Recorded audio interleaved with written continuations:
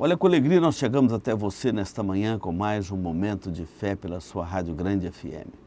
E hoje eu quero ler um texto de Gálatas, capítulo 2, versículo 20, que diz assim: Já não sou eu quem vive, mas Cristo vive em mim.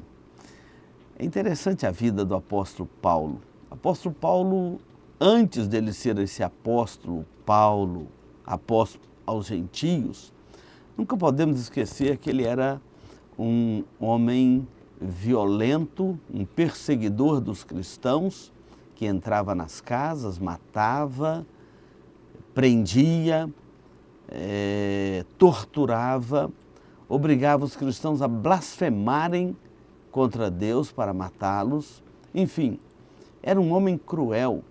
Mas um dia o evangelho da graça de Deus o alcançou e agora ele está dizendo: já não sou eu quem vive, mas Cristo vive em mim. Ele teve que aprender a lei de Cristo novamente. Ele teve que aprender o respeito com a lei de Cristo. Ele teve que aprender que a nossa vida, estando em Cristo, Ele a controla e domina muito melhor do que nós mesmos. Então, talvez você já tenha estado numa situação como do nosso autor, que conta que quando era estudante ele foi forçado a perdoar uma pessoa que perseguia.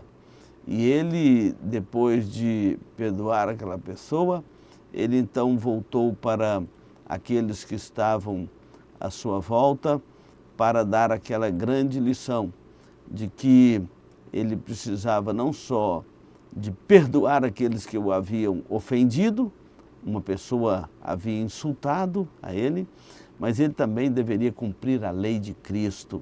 E a lei de Cristo está dizendo: já não sou eu quem vive, mas Cristo vive em mim. Ou seja, a cada dia que passa nós devemos olhar para Cristo para andarmos como Ele andou, vivemos como Ele viveu, trabalharmos como Ele trabalhou, honrar a Deus como Ele honrou. Então, Paulo, certa feita, diz: sede meus imitadores como eu sou de Cristo. Ou seja, Cristo é tudo para Ele. E assim também eu quero dizer para você nesta manhã que Cristo é tudo para nós. Já não sou eu quem vive, mas Cristo vive em mim. É o privilégio que nós temos de viver sob a ótica do Evangelho, sob a bênção da salvação eterna em Cristo Jesus. Muitas vezes pessoas são machucadas e precisam de perdoar umas às outras.